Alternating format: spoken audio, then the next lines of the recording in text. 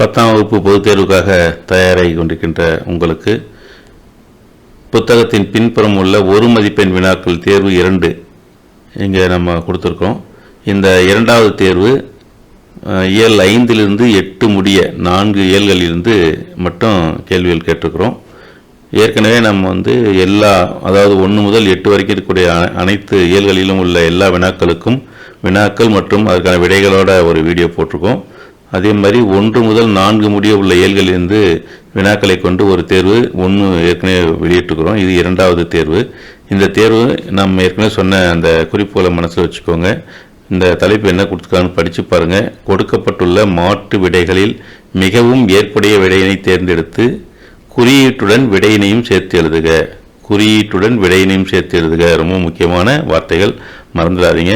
ஒரு வினா எழுதுறீங்க, இப்போ 1வது வினா எழுதுறீங்கன்னு சொன்னால் அதற்கான விடை எழுதும்போது இந்த 4 ஆப்ஷனில் எது இருக்குது அப்படின்னு சொன்னீங்கன்னா 25 சதுர அலகுகள் கொடுக்குறாங்கன்னு வச்சுக்கோங்க. அப்போ இந்த போடணும், அதுதான் குறியீடு. அதுக்கப்புறம் பக்கத்தில் விடை 25 சதுர அலகுன்றது விடையாக இருந்தால் அதை நம்ம என்ன பண்ணணும், 2 சேர்த்து எழுதணும். நீங்கள் மட்டும் போட்டாலும் தப்பு, 25 மட்டும் போட்டிங்கனாலும் தப்பு, 2 சேர்த்து எழுதியிருக்கணும். அப்போ தான் மதிப்பெண் கொடுப்பாங்கன்னு சொல்லியிருக்காங்க. ஏற்கனவே இந்த திருத்தும் போது கொடுத்துருக்காங்க. அதனால் இதை மனசில் வச்சுக்கிட்டு நீங்கள் எல்லா வினாக்களுக்கும் விடையளிக்கணும். நான் ஏற்கனவே முதல் தேர்வில் சொன்ன மாதிரி தான் இந்த வினாத்தாளை நீங்கள் டவுன்லோட் பண்ணிவிட்டு இதில் விடைகளை குறிக்காதீங்க, இது அப்படியே வச்சுக்கோங்க. ஆனால் தனியாக ஒரு ஒயிட் ஷீட் எடுத்துக்கிட்டு அந்த ஒயிட் ஷீட்டில் இந்த வினாக்களினுடைய எண்களை போட்டுட்டு அதுக்கான குறியீட்டையும் விடைகள் எழுதும்போது அதுக்கான குறியீட்டையும் விடையையும் மட்டும் தனியாக எழுதிடுங்க.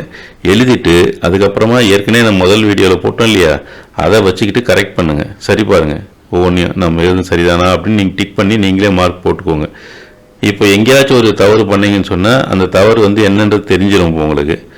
மீண்டும் அதை ஒரு முன்னொரு முறை எழுதும்போது தவறு நீங்கள் செய்ய மாட்டீங்க. அதனால் இந்த தொடர்ச்சியாக நம்ம எத்தனை முறை திரும்ப ப்ராக்டிஸ் பண்ணுறீங்களோ அவ்வளோக்கு அவ்வளோ இந்த தவறுகள் குறைக்கப்படும். தவறுகள் குறையும் போது கட்டாயம் நமக்கு பொதுத் தேர்வில் நம்ம புத்தகத்தின் பின்புறம் எத்தனை வினாக்கள் கேட்டாலும் தவறு இல்லாமல் என்ன பண்ணலாம், எழுதிட்டு அதுக்கான மதிப்பெண்களை பெறலாம். பொதுவாக பொதுத் தேர்வு 12 வினாக்கள் புத்தகத்துக்கு பின்புறம் கேட்பாங்க. அப்போ நமக்கு குறைந்தது 12 மதிப்பெண்கள் கிடைப்பதற்கு வாய்ப்பு இருக்குது. புத்தகத்திலிருந்து கேட்கக்கூடிய வினாவே நம்ம தப்பு பண்ணக்கூடாது. அது தப்பு பண்ணால் நமக்கு பெரிய இழப்பு. அதனால் இதை ப்ராக்டிஸ் பண்ணுங்கள். ரொம்ப அடிக்கடி திரும்ப எழுதி பாருங்கள். இந்த இன்னும் நமக்கு பார்த்தீங்கன்னா 22, 23, 24 3 நாள் இருக்குது. இந்த 3 நாளில் உங்களுக்கு எப்போல்லாம் நேரம் கிடைக்கிறதோ அப்போல்லாம் இதை ப்ராக்டிஸ் பண்ணுங்கள்.